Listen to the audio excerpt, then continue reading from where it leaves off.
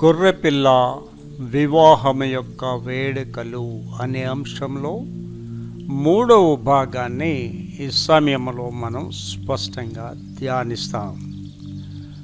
పక్షులకు గొప్ప విందు మరియు ఒక దూత సూర్యబింబంలో నిలిచియుండుట నేను చూచితిని. అతడు గొప్ప శబ్దంతో ఆర్భటించి, రండి, రాజుల మాంసమును, సహస్రాధిపతుల మాంసమును, బలిష్ఠుల మాంసమును, గుర్రముల మాంసమును, వాటి మీద కూర్చుండు వారి మాంసమును, స్వతంత్రులేమి, దాసులేమి, కొద్దివారేమి, గొప్పవారేమి, అందరి యొక్కయు మాంసమును తినుటకై దేవుని గొప్ప విందుకు కూడి రండని ఆకాశమందు ఎగురుచున్న సమస్త పక్షులను పిలిచెను. ఇక్కడ పక్షులను విందు కొరకు పిలవడం అనే విషయాన్ని ఇక్కడ మనం స్పష్టంగా గమనిస్తాం. యుద్ధమునకు క్రూర మృగము, భూరాజులు కూడియుండుట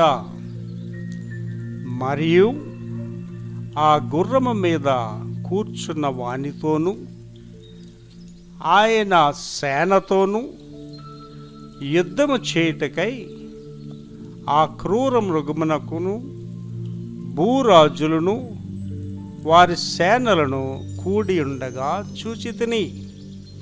ఇక్కడ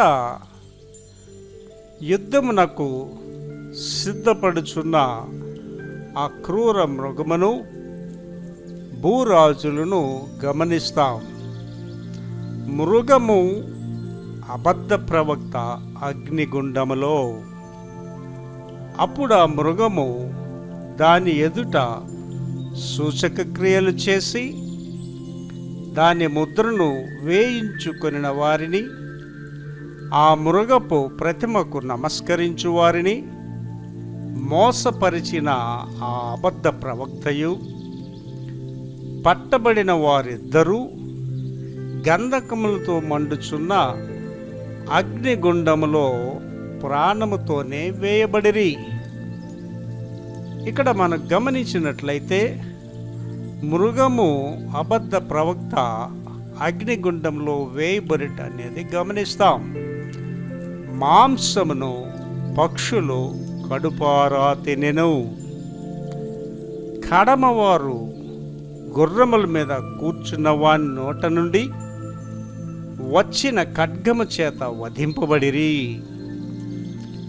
వారి మాంసమును పక్షులన్నీ కడుపారా తినెను. ఇక్కడ ఆ కడమ వారందరూ ఖడ్గము చేత చంపబడుటయు, పక్షులు వారిని తినుటయు గమనిస్తాం. గొర్రెపిల్ల వివాహ మహోత్సవము వేడుకలు అనే అంశంలో ఇవాళ మూడో భాగాన్ని మనం ధ్యానిస్తాం. అంటే ఆల్మోస్ట్ ఆల్ ఈ యొక్క శ్రమకాలపు ఆఖరి గడి అనమాటది. ఆ దినాన్ని జరిగే విషయాలు ఇవాళ ధ్యానిస్తాం. ఇదైన వెంటనే నెక్స్ట్ జరిగేది ఏంటంటే 1000 ఏండ్ల పాలన ప్రారంభ దశ గురించి ధ్యానిస్తాం. ఇక్కడతో ఈ యొక్క ఫిజికల్ అపియరెన్స్, శరీరంలో ఉండడం అనేది ఈ భూమి మీద అంతరిస్తుంది. దీని యొక్క వివరణ అంతా ప్రకటన 19వ అధ్యాయం 17 నుంచి 21 వచనాల్లో ఉంటుంది. దాన్ని 4 భాగాలుగా మనం ధ్యానిస్తాం. 1, పక్షులకు గొప్ప విందు. నెంబర్ 2, యుద్ధమునకు క్రూర మృగము, భూరాజులు కూడియుండుట. నెంబర్ 3, మృగము అబద్ధ ప్రవక్త అగ్నిగుండములో. నెంబర్ 4, మాంసమును పక్షులు కడుపారా తినెను. ఈ 4 విషయాలు మనం స్పష్టంగా ధ్యానిస్తాం. మొట్టమొదటిది పక్షులకు గొప్ప విందు. గొర్రెపిల్ల వివాహం యొక్క విందు అనేది ఉంది. ఇదొక విందు. గొర్రెపిల్ల వివాహోత్సవం యొక్క విందు అనేది ఆ 1000 ఏండ్ల పాలనలో జరిగేది. అది 1000 ఏండ్ల విందు. అంటే మనుషులందరూ కూడా దేవునితో సహవసిస్తూ దేవునితో కలిసి జీవించే సంవత్సరాలు అవి. ఈ విందు వేరుది. ఇది మనుషుల యొక్క శవాలను, ఆ కళేబరాల్ని, జంతువుల కళేబరాల్ని పక్షులు తినడం. ఆ యొక్క వాక్యము చదివిన తర్వాత దాని వివరణ ధ్యానిద్దామండి. రివల్యూషన్ చాప్టర్ 19, 17 and 18 చదువుతోలి. మరియు ఒక దూత సూర్యబింబములో నిలిచిండుట చూచి తిని, సూర్యబింబములో నిలిచిండుట చూచి తిని, అతడు గొప్ప శబ్దంతో ఆర్భటించి రండి రండి, రాజుల మాంసమును, రాజుల మాంసము, సహస్రాధిపతుల మాంసమును, బలిష్ఠుల మాంసమును, గుర్రముల మాంసమును, వాటి మీద కూర్చుండు వారి మాంసమును, స్వతంత్రులదేమి దాసులదేమి, కొద్దివారిదేమి గొప్పవారిదేమి, అందరి యొక్క మాంసమును తినుటకై దేవుని గొప్ప విందుకు కూడి రండని ఆకాశ మధ్యమందు ఎగురుచున్న సమస్త పక్షులను పిలిచెను. ఈ పక్షులకు ఒక ఆహ్వానం ఇచ్చారు. కొన్ని సంవత్సరాల క్రితం, 1000 సంవత్సరాల క్రితం ప్రవచన వాక్యం ద్వారా యెహెజ్కేలు ప్రవచించాడండి. 39 యెహెజ్కేలు 39, 17, 18, 19 వచనాల్లో ఆ ప్రవచన వాక్యాన్ని ధ్యానించుకొని దీని యొక్క ధ్యానం చేద్దాం. నరపుత్రుడా, ప్రభువైన యెహోవా సెలవిచ్చినదేమనగా సకల జాతుల పక్షులకును భూమృగముల కన్నిటికిని ఈ సమాచారం తెలియజేయము. నేను మీ కొరకు వధించు బలికి నలుదిక్కుల నుంచి కూడి రండి. ఇశ్రాయేలీల పర్వతముల మీద ఒక గొప్ప బలి జరుగును. మీరు మాంసము తిందురు, రక్తము త్రాగుదురు, బలార్జుల మాంసము తిందురు, తింటారు, భూపతుల రక్తమును, భాషానులో క్రొవ్విన పొట్టేళ్ల యొక్కయు, గొర్రె పిల్లల యొక్కయు, మేకల యొక్కయు, కోడెల యొక్కయు రక్తము త్రాగుదురు, రక్తాన్ని తాగుతారు. నేను మీ కొరకు బలి వధింపబోచున్నాను. మీరు కడుపారా క్రొవ్వు తిందురు, మత్తు కలుగునంతగా రక్తము త్రాగుదురు. ఈ సమయంలో మనం గమనించినట్లయితే ఈవేళ ఇలాగ జరుగుతుందా అని ఎవరు సంశోకించాల్సిన పని లేదండి ఎవరికి కూడా. ఇవాళ ప్రపంచంలో జరుగుతున్నవన్నీ వైపరీత్యాలే. ఇవాళ ఆలోచించండి, కరోనా వైరస్ అంటే 1-2 సంవత్సరాల క్రితం ఎవరికైనా చెప్తే నమ్మడది. అక్కడతో ఆగలేదు ఈ కరోనా వైరస్. 5,000 వైరస్లు వదిలేసాడు చైనా వాడు. ఇవాళ దాని రూపాలు ఎలా మారుతున్నాయంటే black fungus, white fungus, yellow fungus, ఇంకేంటి వస్తాయి కూడా తెలియదు. ఇవన్నీ కూడా ఒక మచ్చు తునుకలాంటివి. ఈ శ్రమకాలంలో జరిగేవి చాలా వైపరీత్యాలు అవి. కారణం ఏంటంటే అటువంటి శ్రమలు ఎప్పుడు జరగవు కూడా. ఇవాళ జరిగేది ఏంటంటే ఈ పక్షులన్నీ కూడా అక్కడ చేరుతాయి. ఇశ్రాయేల్ దేశంలో ఆ మెగెద్దోను అనే ప్రదేశం, అది ఒక హైవే కార్నర్ ప్లేస్. అది ఆ స్థలం సిద్ధపడి ఉంది. ఇవాళ మీరు ఆలోచించండి, ఇశ్రాయేల్ దేశానికి దేవుడు ఎంత ప్రాధాన్యత ఇచ్చాడంటే అతి చిన్న దేశం. ఈ చివరి నుంచి ఆ చివరికి 2 గంటల ప్రయాణం అంతే. అత్యున్నతమైన అరబ్ దేశాలన్నిటికీ భయం ఇశ్రాయేల్ అంటే. ఈ మధ్యకాలంలో జరిగిన యుద్ధంలో ఆలోచన చేస్తే 4,000 మిసైల్స్ వదిలేరు ఉత్తరకొలు ఆ హమాస్ ఉగ్రవాదులు. కేవలం ఒక 7 చనిపోయారు అంతే ఇశ్రాయేలీలు. దేశానికి ఏం అవ్వలేదు. కానీ ఇశ్రాయేలీలు ఏం చేశారు తెలుసండి, వాళ్ళ ఇన్ఫ్రాస్ట్రక్చర్స్ అన్నీ పగలగొట్టి పడేశారు. 2,000 మందికి పైగా మనుషులు చనిపోయారు. అదే ఇశ్రాయేల్ అంటే. ఇశ్రాయేలీలు అనేవాళ్ళు దేవుని చేత ప్రత్యేకింపబడిన జనాంగం. దేవుడు వారికి అనాది కాలంలోనే వాగ్దానం ఇచ్చాడంటే మీరు ఒక్కరు 10 మందితో యుద్ధం చేస్తారు, ఆకుల చొప్పులు వినిపించి మీరు శత్రువులు జయిస్తారని చెప్తాడు. ఇశ్రాయేలీలు అనేవాళ్ళు జ్ఞానానికి మూలం, ప్రపంచానికి ఒక హైయెస్ట్ టెక్నాలజీ ఏదైనా కనిపెట్టాలంటే ఇశ్రాయేలీయుడే కనిపెట్టాలి, యూదుడే కనిపెట్టాలి. ఎంత విచిత్రం అంటే దాన్ని ఐరన్ డోమ్ అన్నాడండి. ప్రపంచానికి ఆశ్చర్యం కలిగింది. ఎటువంటి మిసైల్ ఆ దేశం మీదకి వెళ్ళినా ఆ దేశాన్ని మీద పడదో తెలియ, అది అక్కడ బయలుదేరే టైంకే ఆటోమేటిక్గా మనుషులు ఎవరు ఆపరేట్ చేయరు, ఆటోమేటిక్గా మిషన్ దాని అంతటా ఆపరేట్ చేసి రడార్కి చెప్పి పలానా దేని చోట వస్తుంది అనగానే ఇక్కడి నుంచి వెంటనే వెళ్ళి అది ఆకాశంలోనే దాన్ని పగలగొట్టేస్తుంది. ఆ టెక్నాలజీ ప్రపంచానికి అర్థం కాలేదు, వాళ్ళే ఇశ్రాయేలీలు. అందుకే నేను చాలాసార్లు చెప్పినప్పుడు అంటే నేను యూదుడికి ఎందుకు పుట్టలేదని బాధపడుతుంటాను. యూదులు అనేవాళ్ళు ప్రత్యేకింపబడిన వారు, the most intelligent people in the world, జ్ఞానము కలిగిన వారు. అదొక యూదులకే కాదండి, ఎవడు నిజంగా యేసు ప్రభువుని ఆశ్రయిస్తాడో వాడికే జ్ఞానం వస్తుంది. నామకార్థ క్రైస్తవుడికి రాదు, నామకార్థ కాపురికి రాదు. ఈవిడైనా కాపరికి వివేచన లేదంటే వాడు యేసు ప్రభువులో లేడని లెక్కండి. కాపర్ అంటే ఏంటండి, నువ్వు రాగానే నువ్వు ఎందుకు వచ్చావో నువ్వెవరో తెలుసుకోగలిగిన వాడు కాపరే. అయ్యో నేను అలాగ అనుకోలేదండి, ఇలా మోసం చేస్తారండి, వాడి కాపర్ కాదు వాడు. యేసు ప్రభులో ఎవడున్నా వాడు తెలివైన వాడే, ఏ అమ్మన్నా తెలివైన ఆవిడే. కారణం ఏంటంటే యెహోవా యందు భయం కలిగి ఉండుట జ్ఞానం నాకు మూలం. ఎప్పుడైతే నీకు దేవుడు భయం ఉందో నీకు ఆటోమేటిక్ జ్ఞానం వచ్చేస్తుంది. నీకు దేవుడికి ఎవడు దూరంగా ఉంటాడో వాడికి జ్ఞానం ఉండదు, ఇంకా ఏంటండి మరణం ఉంటుంది వాడితో. దేవుని భాషన లోకంలో చావు కాపురం ఉంటుంది. ఇలా జరుగుతుందా పాస్టర్ గారు అని మీరేం అడగవలసిన జరుగుతుంది కంపల్సరీగా. కారణం ఏంటంటే ట్రయల్ బేసిస్ అని కొన్ని ఉంటాయి. ఏదైనా ఒక గొప్ప ఇంటర్నేషనల్ థింగ్ జరిగేటప్పుడు దానికి ముందుగా ట్రయల్స్ చేస్తారు, అది ఎలా జరుగుతుంది. అలాగే ఖరీదైన వివాహాలు జరిగినప్పుడు ఆ వివాహం యొక్క ట్రయల్ జరుగుతుంది. నేను ఆ మధ్యకాలంలో ఒక ఖరీదైన వివాహానికి ఏంటంటే పార్క్ హోటల్లో జరిగింది. దానికి ముందుగా ట్రయల్ జరుగుతుంది, పెరేడ్ జరుగుతుంది, ఎలాగ పెళ్ళికొడుకు పెళ్ళికి ఎలా నడిచి రావాలా, అక్కడ ఎలాగ అవన్నీ జరుగుతాయి, అన్నీ ఉంటాయి అక్కడ. అలాగా ఈ యొక్క హెర్మగెద్దోను యుద్ధం ట్రయల్ ఆల్రెడీ దేవుడు చేశాడు.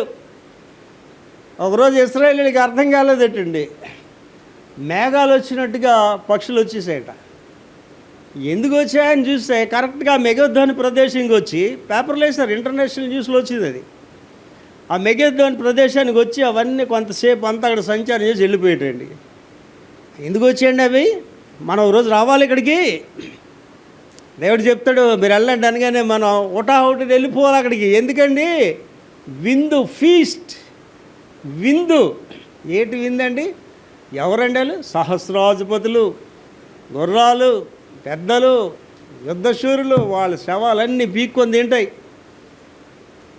ఇదేమొచ్చి ఆఖరిగా జరిగే శరీరాలు తినే విందు, అది మాంసం.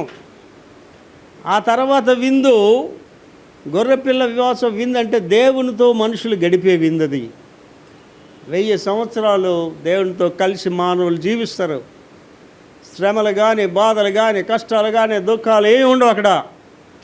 దేవుడు వారితో కలిసి ఉంటాడు, మనుషులు దేవుడితో కలిసి జీవిస్తారు.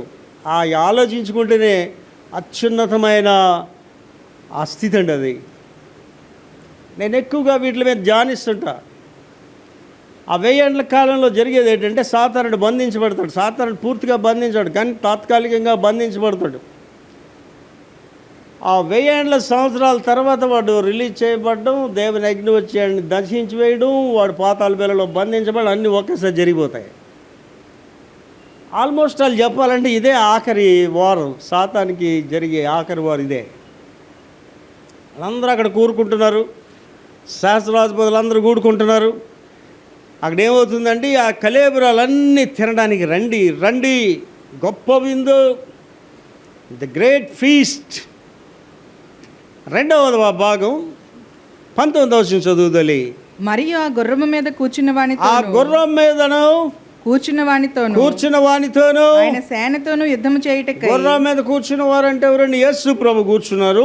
ఆయన సేనతో యుద్ధము చేయుటకై ఆ క్రూర మృగమును భూరాజులను వారి సేనలను కూడి ఉండగా సేనలు కూడి ఉన్నారు. దావీదు గారు ప్రవచన వాక్యంలో ఈ విషయాలు ప్రస్తావించాడు. 2వ అధ్యాయంలో దావీదు కీర్తనలు 2వ అధ్యాయం ఇది ప్రస్తావిస్తాడు. 3వ వచనము 5వ వచనం 9వ వచనం చదువుతుంది పాప. 3వ వచనం చదవమా. భూరాజులు యెహోవాకును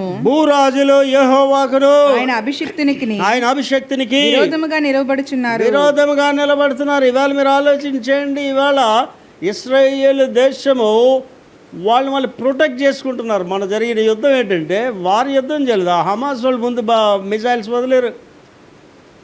వాళ్ళు ఒక రోజులోనే 1600 మిజైల్స్ వదిలేశారు ఇస్రాయేల్ మీదకి. నిజంగా మామూలు మన భారతదేశంలో అయితే సర్వనాశనం అయిపోద్ది.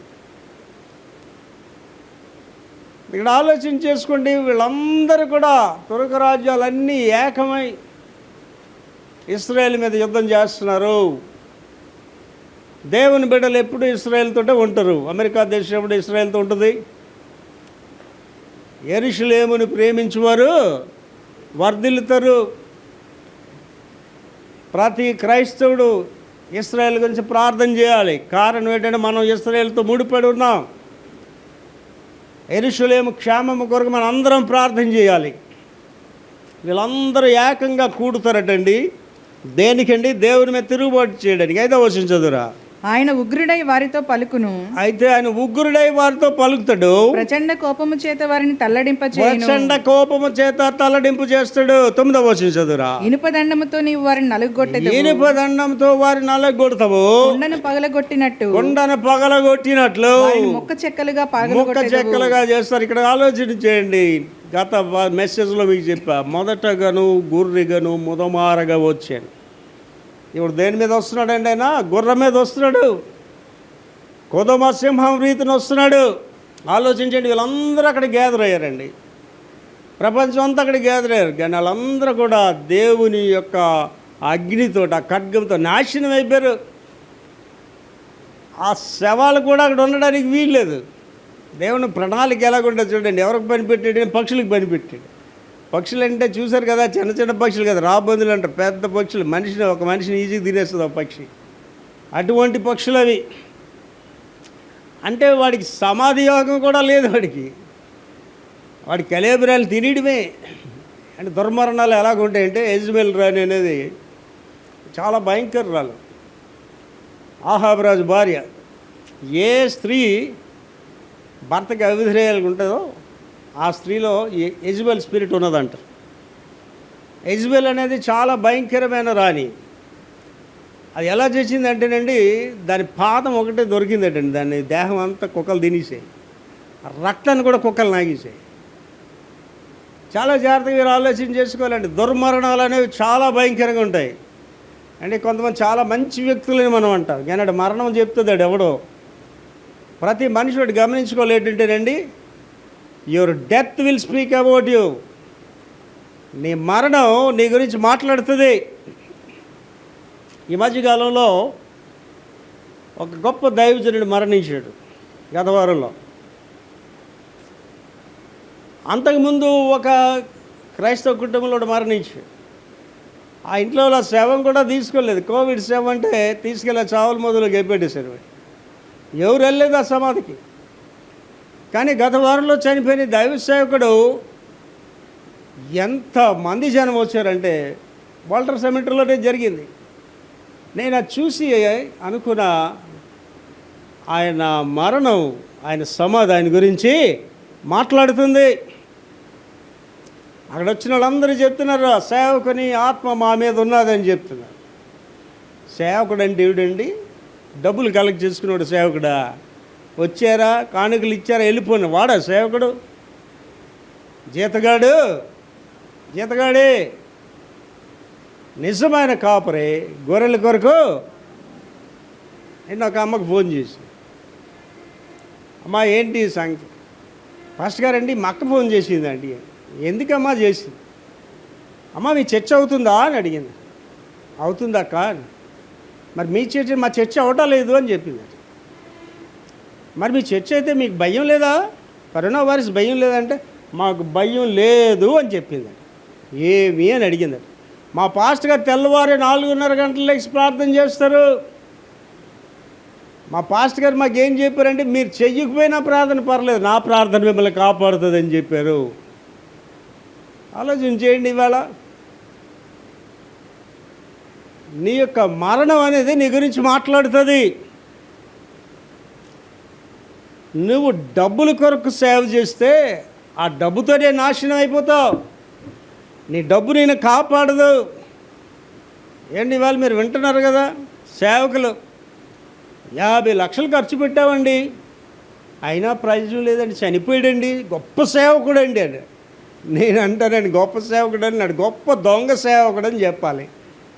గొప్ప దొంగ సేవకుడు. నేను ఆలోచన చేసుకోండి, దేవుని బిడ్డలకి ఎంత కృప ఇచ్చాడు దేవుడు.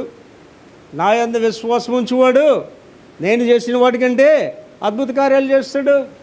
పాములు ఎత్తి పట్టుకుంటారు, మరణకరమైనది ఏది తాగినా ఏమీ జరగదంటే ఇవాళ కరోనా వైరస్ వచ్చి నీకు చంపేస్తుందా? ఆలోచన చేసుకోండి. ఎక్కడ ఉన్నా మనం ఎలాగుండాలని దేవుని కొరకు సాక్షిగా ఉండాలి. నేను చూడగానే ఇదిగో ఈమె నిజమైన క్రైస్తవురాలని చెప్పాలి నీ గురించి. నువ్వు కరోనా వైరస్కి పడిపోయి, నువ్వు జబ్బులతో బాధపడుతూ, నువ్వు మెడికల్ టెస్టులు చేయించుకొని, అవిశ్వాసులు మెడికల్ టెస్టులు చేయించుకొని, పాస్టర్ హాస్పిటల్కి వెళ్ళిపోయి, సభ్యులు హాస్పిటల్కి వెళ్ళిపోతే దేవుని నామానికి ఘనత ఎక్కడ ఉందండి? జాగ్రత్తగా ఆలోచన చేయండి. ఇవాళ సేవకులు ఎందుకు చచ్చిపోతున్నారండి? దేవుని మహింపరచట్లేదు. వాళ్ళు డబ్బు కొరకు సేవ చేస్తున్నారు. ఏటి సంపాదించుకోవాలా? నా ప్రాణమా తినుము, త్రాగుము, సుఖించము. ఏమన్నాడండి? ఈ రాత్రే ఈ ప్రాణాన్ని అడుగుతున్నా.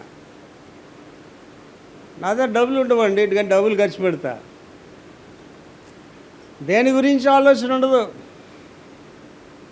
నాతో ఈ మధ్యకాలంలో 2-3 వ్యక్తులు మాట్లాడితే అదే చెప్తాడు, పాస్టర్ గారు మీరు దేని గురించి ఆలోచించరు కాబట్టి దేవుడు మీ గురించి ఆలోచిస్తాడు. మీకు ఏటి కావాలో దేవుడు మీకు ఇస్తున్నాడు, మిమ్మల్ని పోషిస్తున్నాడు దేవుడు.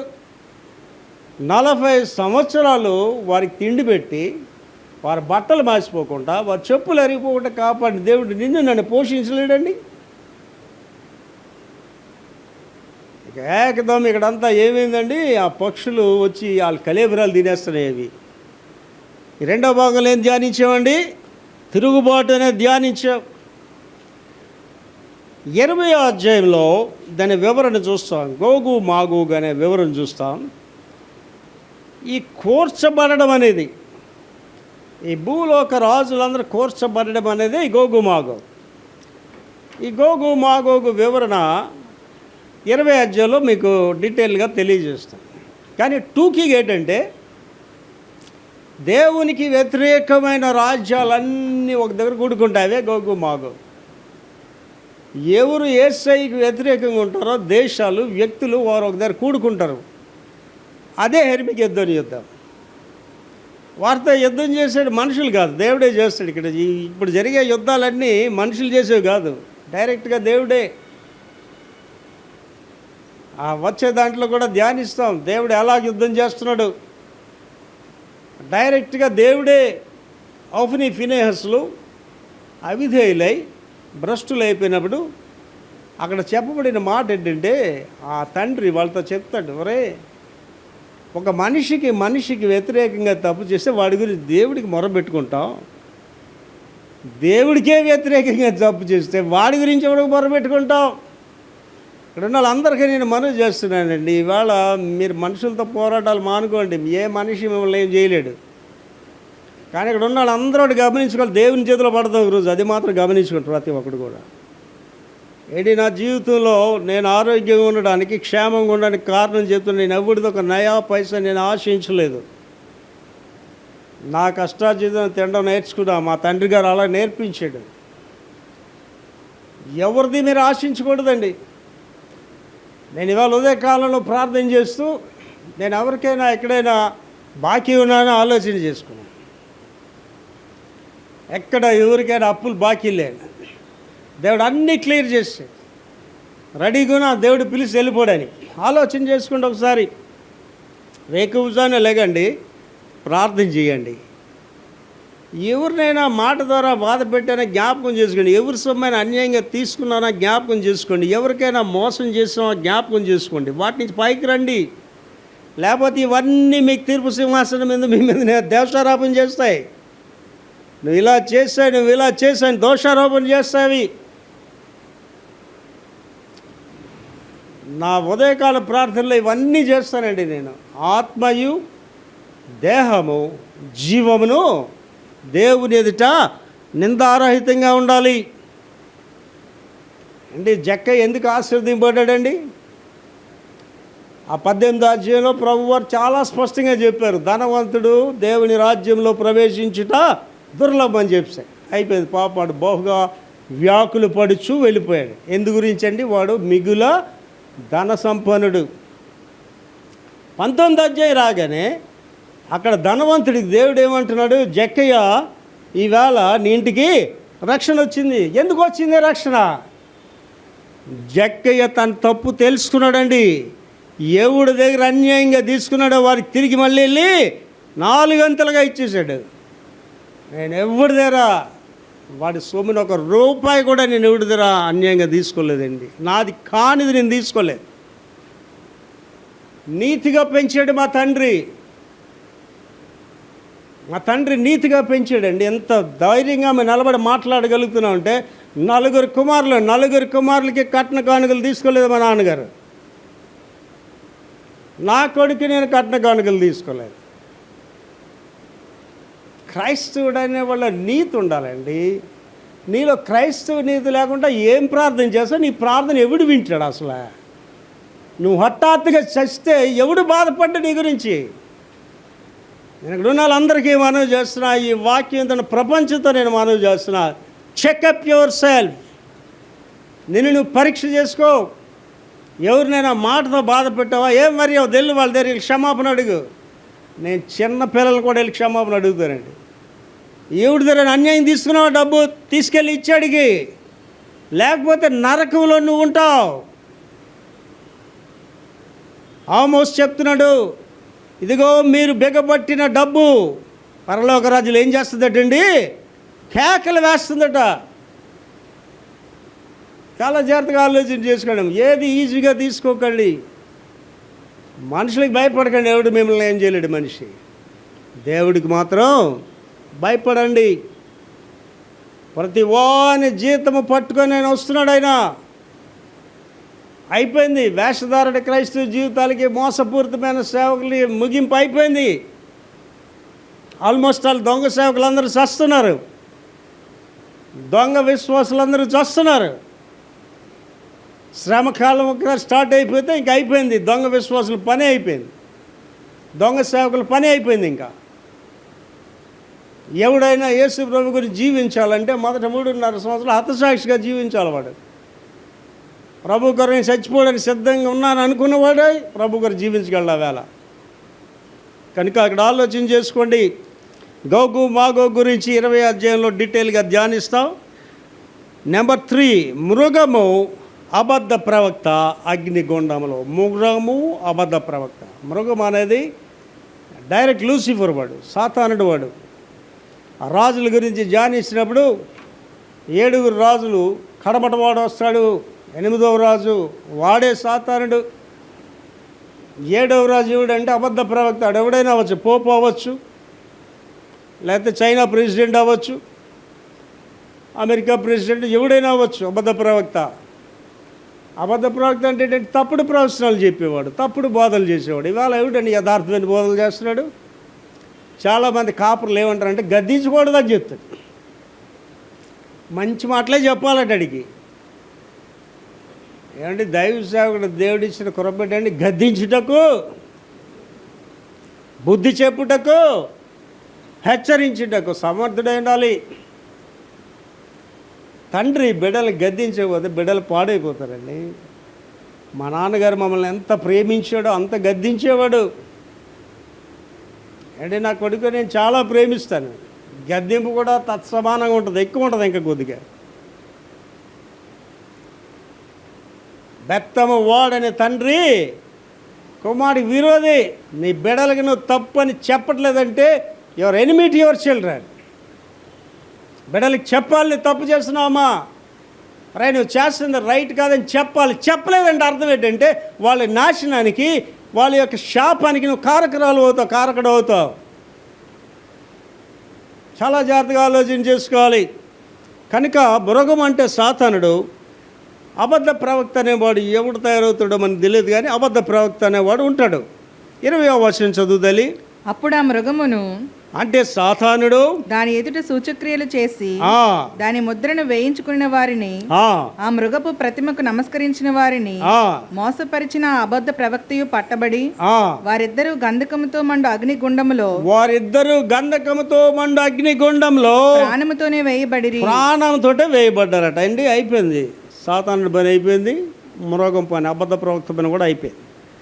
మళ్ళీ ఒకసారి చదువుతా, అదే 20వ వచనం. అప్పుడు ఆ మృగమును అంటే సాతాను దాని ఎదుట సూచక్రియలు చేసి దాని ముద్రను వేయించుకున్న వారిని, ఎవడైతే 666 ముద్ర వేసుకున్నాడో వారిని ఆ మృగపు ప్రతిమకు నమస్కరించి, ఎవరెవరైతే ప్రతిమకి నమస్కరించారో వారందరూ కూడా మోసపరిచిన అబద్ధ ప్రవక్తయు పట్టబడి, ఎవరినైతే వీళ్ళందరినీ తప్పుదో నడిపించాడో అబద్ధ ప్రవక్త కూడా పట్టబడి వారిద్దరూ గంధకంతో మండు అగ్నిగుండములో ప్రాణముతోనే వేయబడిరి. ప్రాణాలతోటే వేయబడ్డారు. అగ్నిగుండం అనేది వాస్తవం అండి. ఇక్కడ ఉన్న వాళ్ళందరూ గమనించుకోండి. If you believe in heaven you have to believe in the hell. పరలోక రాజ్యాన్ని మీరు నమ్మితే నరకాన్ని కూడా మీరు నమ్మాలి. ఆశీర్వాదాలు నమ్మితే శాపాన్ని కూడా నమ్మాలి. ఇది ఎంత వాస్తవమైనదంటే అగ్ని గంధకములతో మండుచున్న గుండము. దానికి ఏమని పేరు పెట్టాడంటే ధ్యానిస్తాం రానున్న మెసేజ్లో. 2వ మరణము. ఇవాళండి నువ్వు ఒక మంచి దానిలా నటించవచ్చు, నేను ఒక మంచి వాళ్ళకి నటించవచ్చు. అండ్ ఇవాళ చెప్తుంది కదా, ఇవాళ ఆల్రెడీ కరోనా వైరస్ చెప్తుంది నువ్వు మంచిదనో మంచోడిగా దొంగ కాపరో చెప్తుంది ఆల్రెడీ కరోనా వైరస్. నేను దినాన్ని కాకినాడ నుంచి ఒక ఫోన్ చేసి చెప్తుంది, కాకినాడలో చర్చెస్ ఏమీ తెరవబట్టలేదండి. విశాఖపట్నంలో 95% చర్చిలు తెరవబట్టలేదు. దేవుడు ఎంత కృపించాడండి మనకి, ఎంత కృపించాడు. మీరు బలమైన విశ్వాసులే. టీము గారు నాకు ఉత్తరం రాస్తూ ఒక మంచి విషయం రాశాడండి. అది నన్ను చాలా ప్రోత్సాహపరిచింది. ఆయన రాస్తూ ఏం రాశాడంటే, సంఘం అంతా కాపర్ వైపు చూస్తుంటుందట. ఆ కాపర్ కానీ విశ్వాసంలో పడిపోతే ఆటోమేటిక్ సంఘం అంతా విశ్వాసంలో పడిపోతుంది. ఆ కాపర్ కానీ ప్రభువుకి నమ్మకంగా లేకపోతే ఆటోమేటిక్గా సంఘం అంతా పనికి మళ్ళీ సంఘం అయిపోతుంది. ఏంటి మా పాస్ట్ గారు కరోనా వైరస్తో చచ్చిపోయాడంటే ఇంకా సంఘానికి కొన్ని విలువేటండి. ఏడుకి చెప్పుకుంటారు ఆ సంఘ సభ్యులు వెళ్ళి. చాలా జాగ్రత్తగా ఆలోచన చేసుకోండి. ఇవాళ పాదిరి మాదిరికి వెళ్ళి ఉండాలి. ఏంటి ఇవాళ నాకు ఎంత ధైర్యం లేకపోతే కరోనా వైరస్ రాని పిలుస్తున్నానండి. కరోనా వైరస్ లేదని కాదు, ఉన్నది కరోనా వైరస్. అవిశ్వాసుల దగ్గరికి వెళ్తుంది. అది మరణదోత వచ్చింది ఐగుప్తు దేశం మీదకి. ఎవడింట్లోకి వెళ్ళిందండి ఇది? ఎవడ ద్వారబంధ కమ్ముల మీద రక్తము రాసి లేదో ఆ ఇళ్ళల్లోకి వెళ్ళింది. అంటే అర్థం ఏంటండి, యేసయ్య నీ ఇంట్లో ఉంటే నీ ఇంట్లో కరోనా వైరస్. మీకు ఇంకో సత్యం చెప్తున్నా తల్లి, విశ్వాసులమ్మ, నీ సంగతి నీ విశ్వాసము నీ భర్తని నీ పిల్లల్ని కాపాడుతుంది. ఏంటి విక్టర్ ప్రభాకర్ విశ్వాసం 1000 మంది సంఘ సభ్యుల్ని, విలేజ్ పాస్టర్స్ని, విలేజ్ పాస్టర్ సభ్యులు కాపాడుతున్నదంటే నీ ప్రార్థన నీ కుమారుల్ని నీ భర్తని కాపాడదా? యథార్థమైన ప్రార్థన చేయాలా. నీ ప్రార్థన ఇంటి కప్పు కూడా దాటదో విశ్వాసరాలు కాకపోతే. ఏంటి దెయ్యాలు ఎడ్డలు కొట్టడానికి ప్రార్థన చేసేసారు వీళ్ళు వెళ్ళి. దెయ్యాలు ఏం చేసేయండి వాళ్ళని ఎంటదలే, గొడ్డలు ఊడబీకి మరి ఎంటదగిలేయండి. నేను అనుకుంటానండి, ఇప్పుడు కరోనా వైరస్ పని చేసేస్తుంది అనుకోండి, నాకు పూర్వకాలంలో ఇలాంటి ఆలోచన ఉండేది. ఎవడైతే ఎక్కువ ప్రగల్భాలు కలిపి ప్రసంగం చేస్తుంటాడో సేవకుడు, ఆ దగ్గరికి బాగా కరుదయం పెట్టిన తీసుకెళ్ళి అప్పచెప్పేలాడికి అనిపిస్తుంది. దెయ్యాలు ఏం చేస్తే తెలుసండి, నువ్వు దొంగ సేవకుడు నిజమైన సేవకుడు దెయ్యాలు చెప్తే అట్లకి తెలిసి నువ్వెవరో అండ్ దెయ్యాలు పెట్టినాడు నా దగ్గర రారండి. నజరేయుడైన యేసు మాతో నీకేం పని అని చెప్తున్నా దెయ్యాలు అంటే, దెయ్యాలకి తెలుసా తెలీదా ఆయన యేసు ప్రభు అని? దెయ్యాలకి తెలుసా తెలీదా నువ్వు దేవుని బిడ్డవో కాదో? దెయ్యాలకి తెలుసా తెలీదో నువ్వు దొంగవో మంచి క్రైస్తవురాలువో? చాలా జాగ్రత్తగా ఉండాలండి. ఇప్పుడు దెయ్యాల కంటే పవర్ఫుల్గా ఏంటి పనిచేస్తుందండి? Corona virus. నాకు కానీ కరోనా వైరస్ ఎక్కడైనా ఎదురైతే సెకండ్ ఇచ్చి థ్యాంక్ యూ సార్, మీరు దేవుడి పని ముందుగానే చేసేస్తున్నారు. మీరు ఈ దొంగ సేవకులను అందరూ తీసుకెళ్ళిపోవాలి, అది మరి భలే నచ్చింది సార్. కారణం ఏంటంటే, ఒక దొంగ సేవకుడు ఏం చేస్తాడంటే సంఘాన్ని అంతటినీ పాడు చేస్తాడు. నా మాటలు కాదండి, దేవుని వాక్యాలు ఉంది. అరే మీరు పరలోకానికి వెళ్ళరు, వెళ్ళేవాడిని కూడా వెళ్ళనివ్వరని చెప్పారు యేసుప్రభు గారు, డైరెక్ట్గా చెప్పారండి. మీరు ఊరంతా తిరిగి ఒకరిని రక్షించి సంఘంలోని తీసుకొస్తారు, ఆ తర్వాత వాడిని మీకంటే అనేక రెట్లు చెడ్డవాడిగా తయారు చేసేస్తారు. ఒకసారి ఆలోచించండి. ఒక కాపరి వాడిలో మాదిరికరం లేకపోతే ఆ సభ్యులు ఏం నేర్చుకుంటారండి? ఒక కాపరి వాడే దగ్గరుండి కట్నాలు తీసుకెళ్ళిస్తే ఆడి కాపరి అండి వాడు. అసలు ఆడి కాపరా అని పాస్టర్ని పిలడానికి కూడా అర్హత లేని వాడాడు. ఒక కాపరి మధ్యలో చచ్చాడండి, వాడు దశమ భాగం తీసుకుంటాడు ఆ కట్నంలో. ఇవాళ కాపరలే దగ్గరుండి బేరసారాలు చేస్తూ, కాపరలే దగ్గరుండి ఈ పనులు చేస్తుంటే వాడికి కరోనా వైరస్ వచ్చేస్తే వాడి గురించి మనం బాధపడాలండి? ఆ సంఘం పరిస్థితి ఏంటి? అలాంటి సంఘానికి వెళ్ళిన విశ్వాసుల పరిస్థితి ఏంటి? చాలా జాగ్రత్తగా ఉండాలండి. ఇవాళ పౌలు గారి విషయాన్ని ఎంత స్పష్టంగా చెప్తాడంటే, మిమ్మల్ని ప్రేరేపించిన ఆయా ఆత్మలేవో చాలా జాగ్రత్తగా చూసుకోండి. కారణం ఏంటంటే అందరూ కాపర్లు కాదు. గృహ యజమానుడు సరిగా లేకపోతే గృహం సరిగా ఉండదు. సంఘ కాపరి అనేవాడు సరిగా లేకపోతే సంఘం సరిగా ఉండదు. చాలా జాగ్రత్తగా ఆలోచన చేసుకోవాలండి విషయాలు. యెషయా గ్రంథం 30 అధ్యాయంలో 30-33 వచనాల్లో ఈ మృగము అబద్ధ ప్రవచన వాక్యం చెప్తున్నాడని యెషయా గ్రంథము 30 చదువుతలే.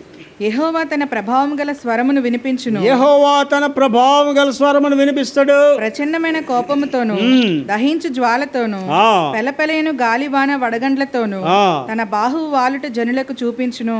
33 పూర్వము నుండి తోపెతు సిద్ధపరచబడి ఉన్నది, అది మొలెకు దేవతకు సిద్ధపరచబడి ఉన్నది. లోతుగాను విశాలముగాను ఆయన దాన్ని చేసి ఉన్నాడు. అది అగ్నియు విస్తార కాష్టములను కలిగి ఉన్నది. గంధక ప్రవాహము వలె యెహోవా ఊపిరి దాన్ని రగులబెట్టును. ఆఖరికి వచ్చామండి. మాంసమును పక్షులు కడుపారా తినెను. మాంసమును పక్షులు కడుపారా తినెను. 21వ వచనం చదువుదలే. కడమవారు గుర్రం మీద కూర్చున్న వాని నోటి నుండి వచ్చిన ఖడ్గము చేత వధింపబడిరి. ఏంటి ఖడ్గము చేత వధింపబడ్డారు? మనుషులు చేయరు యుద్ధం, మీకు ఇందాక చెప్పా. ఇది దేవుడు చేస్తున్న యుద్ధం. ఇది మళ్ళీ చదువుతలే. కడమవారు గుర్రం మీద కూర్చున్న వాని నోటి నుండి వచ్చిన, గుర్రం మీద కూర్చున్న వాడు అంటే యేసు ప్రభు వారు ఉన్నారు గుర్రం మీద. ఆ నోటి నుండి వచ్చిన ఖడ్గము చేత వధింపబడిరి. వారి మాంసమును పక్షులన్నీ కడుపారా తిన్నాయి. దేవుని వాక్యము అనే ఖడ్గము, దాని గురించి కొంత వివరణ చూసి లాస్ట్ వర్స్ ధ్యానించుకుంది. హెబ్రీ 4:12 ఈ వాక్యము అనేది ఎంత బలమైందో చెప్తున్నాడండి. హెబ్రీ 4:12 చదువురా. ఎందుకనగా దేవుని వాక్యము సజీవమై బలము గలదై రెండంచులు గల ఎటువంటి ఖడ్గము కంటేను. రెండంచులు గల ఖడ్గం కాదు వాక్యం. చాలామంది అంటే దేవుని వాక్యం రెండంచుల ఖడ్గం. ఖడ్గం కాదు, రెండంచులు గల ఎటువంటి ఖడ్గము కంటేను వాడిగలదై. ప్రాణాత్మలను కీళ్లను మూలుగులను విభజించినంత మట్టుకు విభజించినంతటిగా దూరి హృదయం యొక్క తలంపులను ఆలోచనలు శోధిస్తుంది. అండి ఇక్కడ ఆలోచించండి. ఇక్కడ కూర్చొని ఏంటి ఆలోచిస్తున్నావు? గుళ్ళో కూర్చొని నువ్వు ఏంటి ఆలోచిస్తున్నావు? నువ్వు నీ ఆలోచనలు ఎవరు పరిశీలిస్తున్నారండి? వాక్యము పరిశీలన చేస్తుంది. అందుకే దావీదు గారు ఒకసారి అంటాడు, నా నోటి మాటలు నా హృదయ ధ్యానములు నీ దృష్టికి అంగీకారమగునుగాక. నేను ఉదయకాలంలో ప్రార్థన చేసినాడు, అది మెన్షన్ చేస్తాను నేను కూడా. నీ ఆలోచనలన్నీ కౌంట్ అయిపోతుంటాయి. తర్వాత వాక్యం గురించి ఇంకో మాట చెప్తున్నాడండి. ఎఫ్ఎస్సి 6:17 కూడా వాక్యం కొన్న శక్తి గురించి చెప్తున్నాడు. చదువురా. మరియు రక్షణ స్థిరస్థానమును దేవుని వాక్యమును ఆత్మ ఖడ్గమును ధరించుకొనుడి. దేవుని వాక్యమనే ఆత్మ ఖడ్గం. వాక్యం ఏంటండి? ఖడ్గము. ఆ ఖడ్గంతో ఏం చేశాడండి? వాళ్ళు వధించేశాడు. యెహెజ్కేల్ 39:20 దాని గురించి ప్రవచన వాక్కు చెప్తున్నాడు. యెహెజ్కేల్ 39:20 చదువుతాను. నేను ఏర్పరిచిన పంక్తిని కూర్చుండి గుర్రములను రౌతులను బలాజ్యులను ఆయుధస్తులను మీరు కడుపారా భక్షిస్తారు, తింటారు. ఏంటి? కొన్ని వేల సంవత్సరాల క్రితం ప్రవచనం చెప్పాడండి. ఇప్పుడు ఈ ప్రవచనం మనం ధ్యానిస్తుంది జరగబోయేది, ఇంకా జరగాలి. అంటే ఒకవేళ ప్రభు మధ్యాకాశానికి వస్తే 7 సంవత్సరాల ముగింపులు జరిగేది ఇది. కానీ కొన్ని వేల సంవత్సరాల క్రితమే ప్రవక్త ద్వారా తెలియజేశాడు. చదువుతాడు అది మొదటి నుంచి మళ్ళీ. నేను ఏర్పరిచిన పంక్తిని కూర్చుని గుర్రాల్ని రౌతులను బలాజ్యులను, అంటే గుర్రము దాన్ని నడిపేవాడిని, బలాజ్యులను ఆయుధస్తులను మీరు కడుపారా భక్షింతురు, మీరు తింటారు వాళ్ళని కడుపారా. ఇదే ప్రభువగు యెహోవా వాక్కు. ఇదే ప్రభు అని యెహోవా వాక్కు. చాలా ఆలోచన చేసుకోండి. దేవుని వాక్యం ఎలాంటిదంటేనండి, భూమి ఆకాశములు గతిస్తాయి కానీ దేవుని మాటలు, దేవుని మాట అవునంటే అవును, కాదంటే కాదు. ఈ మాటలు వింటున్నాం మనందరం అండి.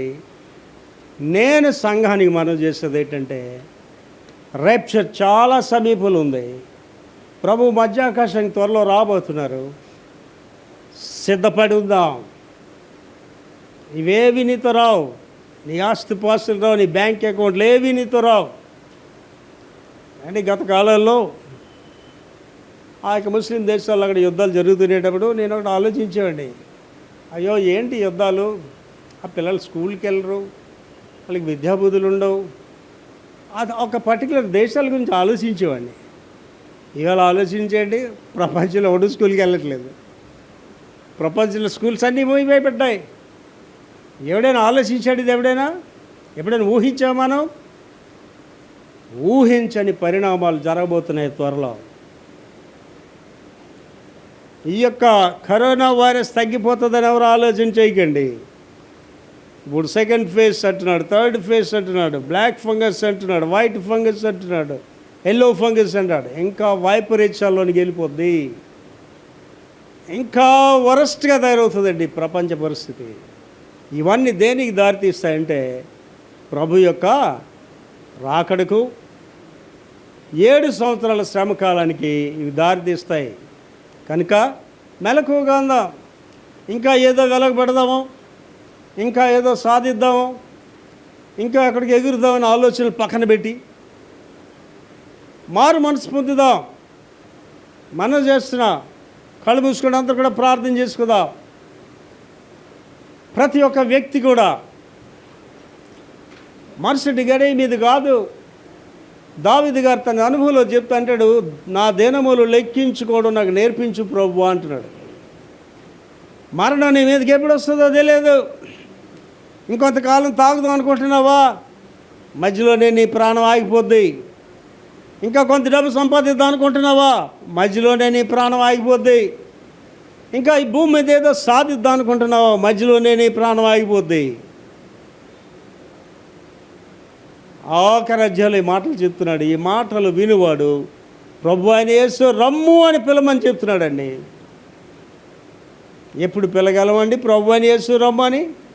సిద్ధపాటు కలిగి ఉన్నప్పుడే పిలవగలం. బ్రతికేమో ప్రభు కొరకు జీవిద్దాం. నీకు కావాల్సిన అన్ని అవసరాలు దేవునికి తెలుసమ్మా. బాగా స్పష్టమైన వివరణతో పౌలు గారు తిమోతికి చెప్తున్నాడు. దైవ భక్తి ఈ లోకంలో, రానున్న లోకంలో లాభసాధకమైనది. ప్రభువుని కలిగి జీవించు. ఈ బ్రతుకు దినములన్నీ క్షేమంగా జీవిస్తావు. ప్రభువుని కలిగి జీవించు. ఈ దినముల తరువాత ఆయనతో యుగాలు జీవిస్తావు. ప్రార్థన చేసుకుందాం. మహాపరిశుద్ధ తండ్రి యేసునైనా కృపామయుడా, ఈ దినాన్ని మాతో మాట్లాడారయ్యా. వినిన మాటలను నిర్లక్ష్యం చేయకుండా మీ రాకడకు, మా పోకడకు అనిత్యము సిద్ధపడి ఉండే బిడ్డలుగా మమ్మల్ని సిద్ధపరచుమని యేసు పరిశుద్ధ నామములో వేడుకుంటున్నాము తండ్రి. ఆమేన్.